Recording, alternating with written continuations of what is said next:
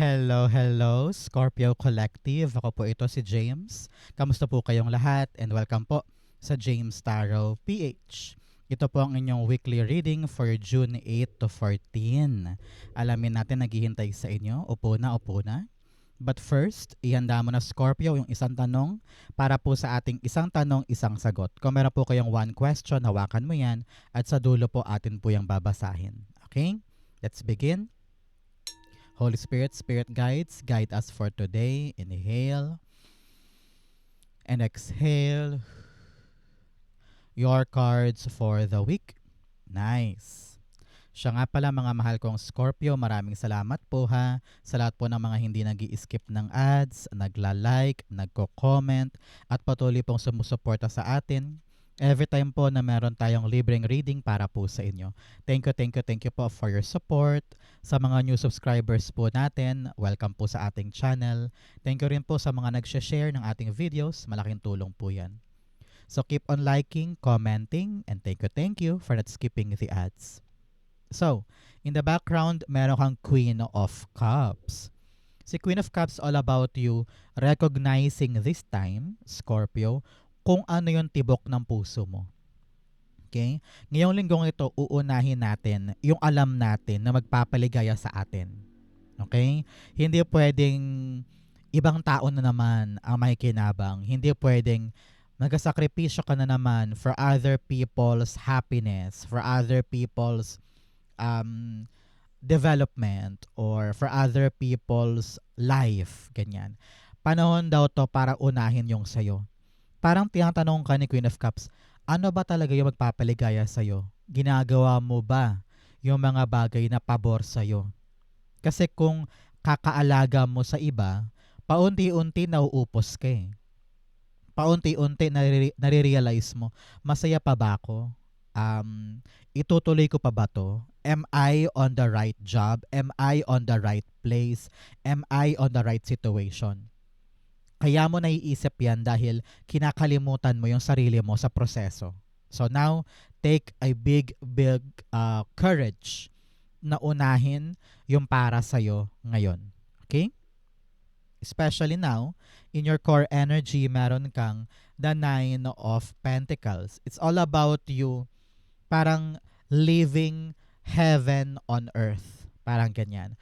Parang kailangan mo ng unahin yung pansarili mong pangailangan, yung ipon mo, kailan ka ba huling nagpa-parlor, or bumili man lang ng gamit for yourself. Syempre na hindi naman lalagpas sa budget mo, di ba? Pero kailangan daw i-reward mo ang sarili mo sa mga pinaghihirapan mo. Example, breadwinner ka, and then lahat ng sweldo mo binibigay mo completely sa family mo. Wala kang tinitira sa iyong sarili. Kaya pag may kailangan ka, wala kang makunan, wala kang mahugutan. Pero ngayon sabihin mo, bago na, babaguhin ko na, isasama ko na rin ang sarili ko sa lahat ng pinaghihirapan ko. Kapag nagbigay ako sa family ko, magtitira ako ng kahit 10% for myself para mabili ko rin yung gusto ko. Para hindi ko maramdaman na ay, nagpapakahirap ako para sa wala. Ay, paano naman ako hindi ko makuha yung kaligayahan ko? Baguhin na natin yan this week. Okay? You are now providing for yourself. You are now earning for yourself. You are now nag-iipon para sa iyong sarili. No? Hindi mo na hinihiwalay ang sarili mo. Panahon na to for you to enjoy your hard work. Okay? 9 of Pentacles, meron kang the Justice card. Yes, ibigay mo sa iyong sarili ang hustisya. Gawin mo yung tama for yourself. Okay? Matagal ka nang nagpakamartir sa ibang tao. Nako, ang pagpapakamartir mo, hindi yan binibigyan ng bagong rebulto sa plaza. Okay? Learn to give yourself the justice na dapat ay sa'yo talaga. Kung maraming pagkakataon kang nagpaubaya, maraming pagkakataon kang nagparaya sa ibang tao, panahon na ito para ibigay ang hustisya sa'yo. Example, kung nasanay ka na every month binibigyan mo ng allowance yung kapatid mo pero waldas lang siya ng waldas, gawin mo na yung tama ngayon para matuto siya. Unahin mo na ang sarili mo and things will fall into places. Parang ganyan. Okay? Hayaan mo silang matuto sa kanilang sariling buhay. Prioritize your own. Para lumigaya ka naman, makuha mo yung para sa'yo. Okay? So, Scorpio, ano ba itong mga pansarili mong pangarap na gusto mong matupad this time? I-comment mo na yan, nakikinig si universe, nagbabasa rin si universe. Kapag sinulat kasi yan, naku, na-activate. Dadapo sa'yo yung divine justice. Okay? So, go on na po. Sulat na sa baba. In the area of what you need to focus on, meron kang the temperance card. Sabi dito ng yung spirit guides, you need to believe in divine timing. You really need to believe that you are protected by Archangel Michael here. Masipag ka, katrabaho ka, ginagawa mo ang lahat para ma-meet yung manifestation o mangyari sa buhay mo yung gusto mong mangyari. Pero nakita ko dito na panatilihin mong balanse ang buhay mo. Nakatutok ka lang kasi sa isang bagay. Kaya yung ibang bagay na napapabayaan mo, halimbawa yung health mo, yung future mo, yung ipon mo, yung pangarap mo, dahil nga galaw ka ng galaw, gawa ka ng gawa para sa ikakabuti ng lahat. No? So ngayon, panahon na para pareho mong hawakan yung mga bagay na importante sa'yo. Nakita ko dito naman na wala ka namang dapat bitawan eh. Wala ka namang dapat pabayaan. Ang kailangan mo lang ngayon, i-prioritize din yung sa tingin mong para sa'yo. Nang sa ganun, lahat ng pinaghihirapan mo sulit. Lahat ng mga sinasakripisyo mo, pinagkatsagaan mo, meron ka ring mapapala. Okay? Importante yan. Temperance card, the Six of Cups. Okay. Six of Cups here, sabi dito, kung ano man tong kinakaharap mo na isang issue, isang problema o isang task na parang ang tagal-tagal mo nang ginagawa and you're thinking, kailan ba to matatapos? Kailan ba to magi-end? Kailan ba to masasagot o magkakaroon ng resulta? Nakita ko dito na kailangan mong trabahuhin yan ng mabuti. Huwag sukuan dahil mararating mo rin yung tagumpay or triumphant period tungkol sa bagay na ito. May katapusan din yung problemang yan. May katapusan din yung issue na yan. Kaya huwag bumitaw. Trabahuhin mo lang, maging pasensyoso ka lang. You will see the end of it. Okay? At makakalaya ka rin sa problema sa isang bagay. Kaya nga sabi ko sa'yo, para hindi ka ma-burn out dito o mawala ng gana dito, kailangan balansehin mo ang buhay mo. Gumawa ka din ng ibang bagay, mag-enjoy ka, bumili ka ng bagong damit, magpa-parlor ka, mamasyal ka, para nang sa ganon hindi ka masiraan dito sa bagay na ito. Para pagdating ng end nito, okay ka pa din, masaya ka pa din, okay? At hindi ka nagsayang ng maraming oras sa gantong bagay lang. Na-distribute mo in different phases of your life yung energy mo at yung kaligayahan mo, okay? So, Scorpio, ano po ang birthday ninyo? Comment down below para ma-activate sa'yo tong good news na ito, okay? In the area of what you need, meron kang the Hermit card. Si Hermit card, pinapayuhan ka, Scorpio, this time to parang take the time alone. Kita ko yan dito. Yung tahimik na araw, walang maingay, walang rush, walang cramming, walang pagmamadali. Yung talagang moment of silence, moment for yourself. Maaring magbakasyon ka muna. Kahit yung mga day off mo, kunin mo yan. Yung mga weekends mo, kunin mo yan. Para pumunta sa mall, maglakad-lakad sa park, or pumunta sa beach. Kung ayaw mo gumastos kahit sa bahay.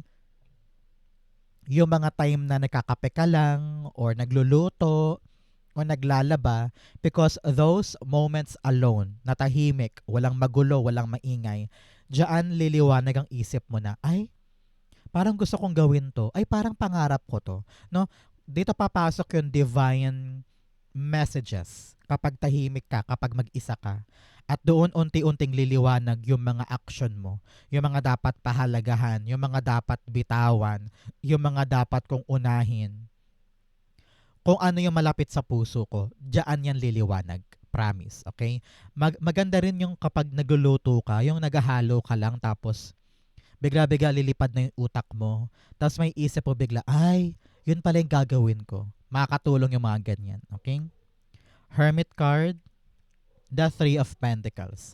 Okay, nakita ko dito na minsan nahihirapan kang makisama or makibagay sa isang grupo o sa isang team, no?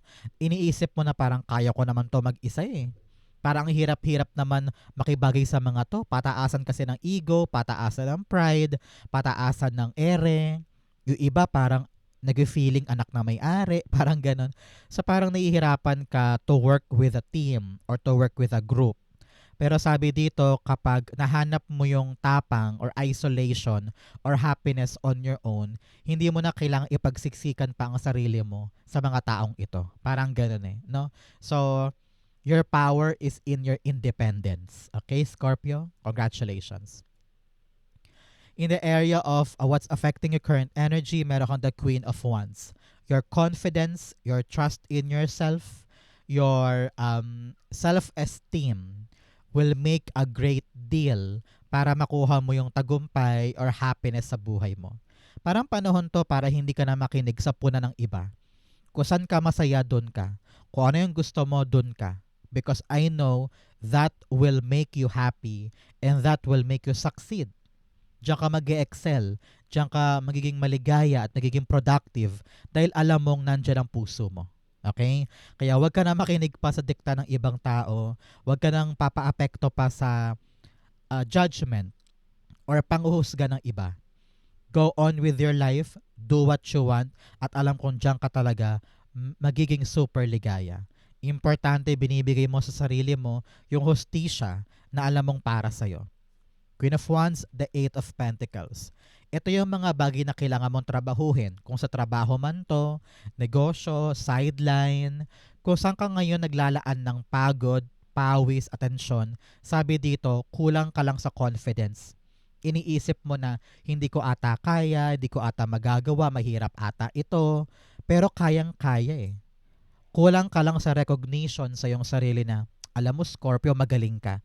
Alam mo Scorpio, masipag ka. Scorpio, matalino ka. Kapag nire-rewire mo ang sarili mo ng confidence, magagawa mo to. Matatapos mo to. Ma-achieve mo ito. With flying colors. With so much mission accomplished. Okay? So believe in yourself, magagawa yan. In the area of your near future, meron kang the Three of Wands. In the near future, ramdam ko dito, you will make a choice. A choice for a move. No? Many of you, halimbawa, lilipat ng ibang trabaho, lilipat ng ibang career path, pupunta sa ibang bansa, pupunta sa ibang lugar. Ramdam ko dito yung pag-andar mo. Handa ka nang kumawala sa nakasanayan. Wala nang atrasan to. Narinig ko na buong-buo na yung loob mo para sa isang paggalaw. Okay? Kung saan ka man pupunta, kung ano man tong new adventure mo, ramdam ko talaga na bukal sa loob mo to at ready ka na. The expansion is growth is happening soon para sa'yo. Ang tabayanan mo, 3 weeks or 3 months, darating yan. Three of Wands, the Page of Cups. Wow, wow, wow, wow. Okay, napakalinaw dito.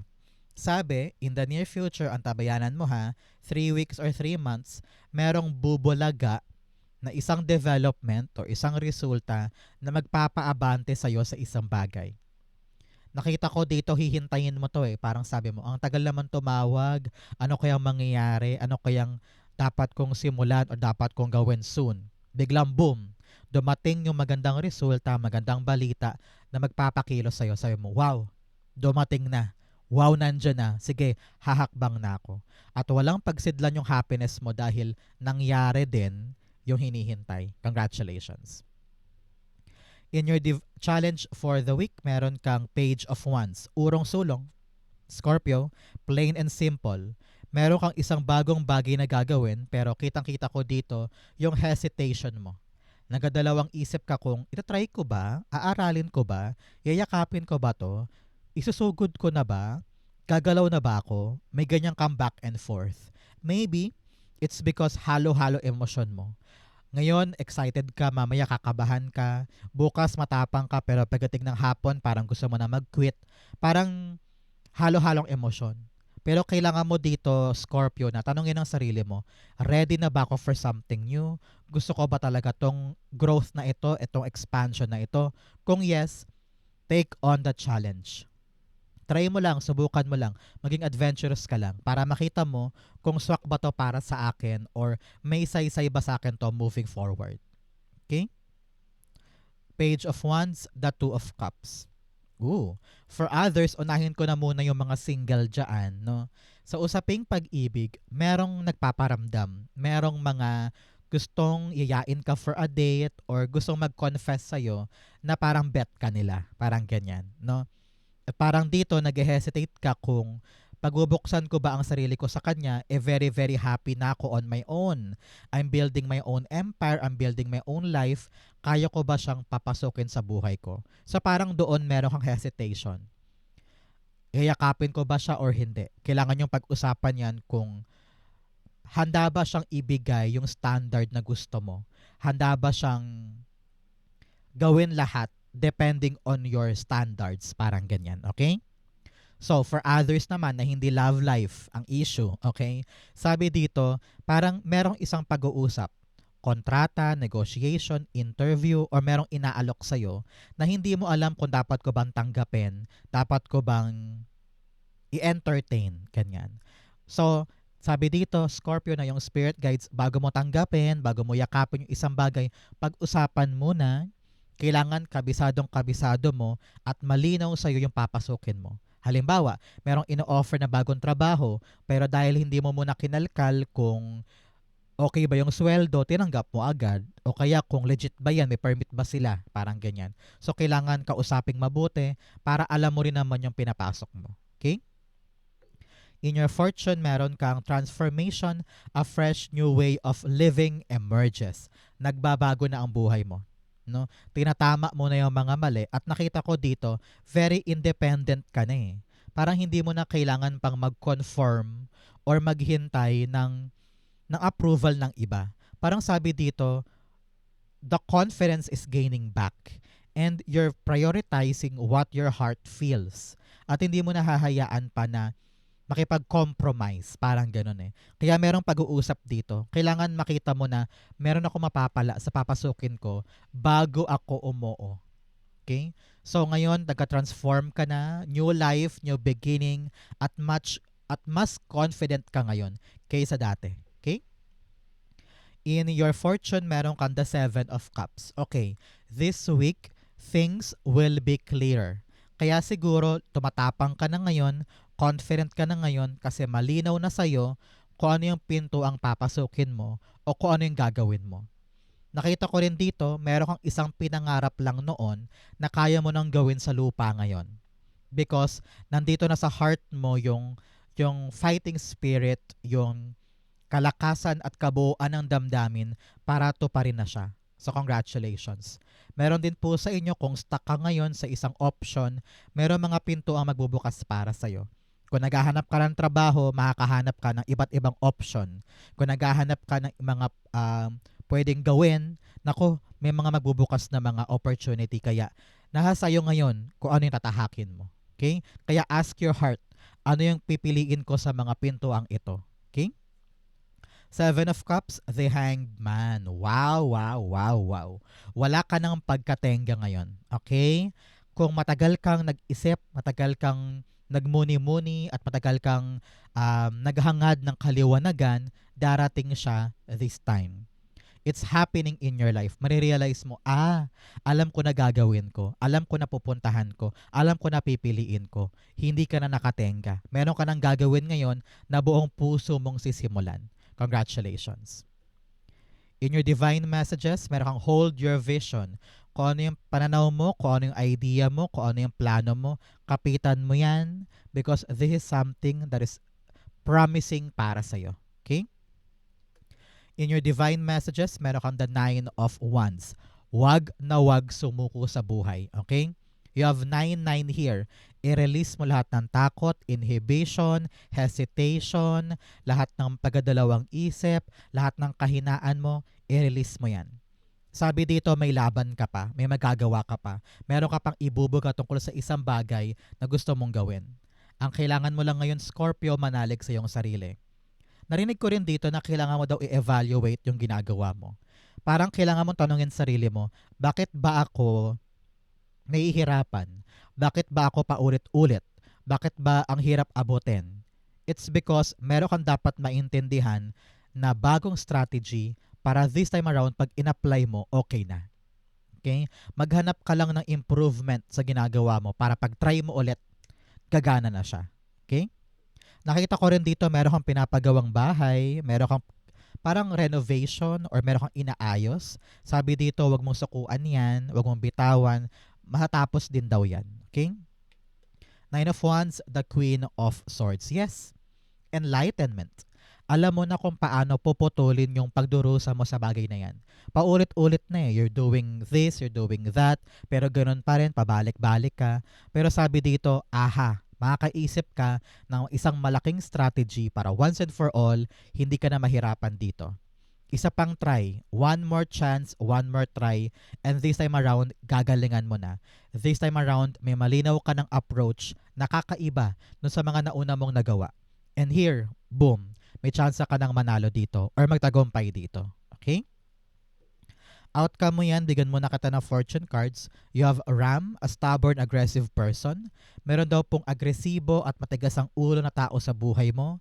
Either pabayaan mo siya, i-let go mo siya, unahin mo ang sarili mo. Sabi ko nga, maraming tao sa paligid mo ang ma-ego, ma-pride, parang feeling anak na may-ari. Hayaan mo sila. Focus ka on yourself, okay? You also have February, mga Scorpio, meron ba kayong special occasion pag Pebrero? Halimbawa, birthday ng kapatid, anniversary, or birthday ng magulang. Kung meron po, ibig sabihin, this reading is for you. Pero kung wala naman, meron po kayong milestone pagdating ng Pebrero. Another message of, family wishes come true. Wow! Meron daw pong pampamilyang wish ang matutupad this time. Congratulations. Claim mo yan, para sa iyo yan. You also have clouds, temporary problem. Sabi ko nga sa inyo, malalagpasan din ang problema, asikasuhin mo lang, pagtyagaan mo lang, temporary lang yan. Mahanap mo rin yung right solution, the clarity that you need para makalagpas dyan. Wala ka ng katenggahan, wala ng problema moving forward. Okay? So Scorpio, ang outcome mo for June 8 to 14, the World card. Yes. Grand ending sa isang bagay. Makukumpleto mo na, matatapos mo na, makikreate mo na, at handa ka nang umalpas. Nakasurvive ka na, nakalagpas ka na, at super saya ng puso mo dahil nagawa mong putulin yung past, nagawa mong kompletuhin yung dapat kompletuhin, at ready ka rin tumulay sa bagong buhay. Wala nang antala, wala nang delay, abot kamay na yung nasa isip lang, kayang-kaya nang dalhin sa reality. Yung dating fantasy ngayon, realistic na. Yung dating mga nakasarang pintuan, ngayon nagbubukas na. Kaya congratulations. You are now stepping into the new chapter of your life. World card, the Four of Pentacles. Four of Pentacles is all about you letting go. Binibitawan mo na yung kabitaw-bitaw at sinasara mo na yon. Sabi mo, wala nang saysay sa akin yan. I am now independently working on my own justice. Matapang na ako ngayon para suungin yung mga bagong pagkakaabalahan nang sa ganon ma-reach ko na yung destination ko. You are now seeing the truth, enlightening your path para makuha yung para sa'yo talaga. So let go and ibaon sa limot yung mga dapat ibaon sa limot. Magkaroon ka ng closure para makapagsimula na sa new adventure and new stability para sa'yo. Okay? Congratulations. Scorpio, tara na, dumako na tayo sa iyong isang tanong, isang sagot. Close your eyes and concentrate on this one question. Okay? Inhale and exhale. Ang sagot sa iyong tanong, you have the Queen of Wands, the Five of Wands, and the Page of Wands. Beautiful. At the bottom, you have the Six of Wands. Very, very beautiful reading for you. Sa question mo, panalo ka dyan. You will have the time to win this, to grab this, to have this. Victorious ka dyan. Here, sabi dito, huwag kang matakot na lumaban. Huwag kang matakot na ibigay yung effort mo. Huwag kang papa-intimidate, huwag kang takot sa mga bagay na yan. Meron kang chance para magwagi. Sabi dito, be adventurous. Take on the challenge. Huwag umatras. Excited ka dapat sa paparating na ito. Parang harapin mo lang siya, yakapin mo lang siya, at paniwalain mo ang sarili mo na kaya ko 'to, magagawa ko 'to, I have the ability to win this, I have the ability to take on this journey, at hindi ko siya papalagpasin. Victorious ka sa dulo. So be confident, fight the good fight, huwag kang papaisa, huwag kang papalamang, lumaban ka, at namnamin mo yung ganda ng adventure na to dahil kayang-kaya mo siyang makuha sa buhay mo. If you're asking for a yes or no, the answer is yes. Good fight will result in victory. This new opportunity will open the victorious door para sa'yo. Ang kailangan lang, confidence at tiwala sa sarili. Okay yan. Okay? Scorpio, ito po ang inyong isang tanong, isang sagot. Ganon din po ang inyong June 8 to 14. 10 kayo nakaresonate. Comment below. Babasahin ko po yan. Thank you, Holy Spirit, Spirit Guides, for the clarity and messages na dapat malaman ng mga Scorpio this week. Thank you po for watching hanggang dulo. I love you. This has been James for James Taro PH. God bless everybody.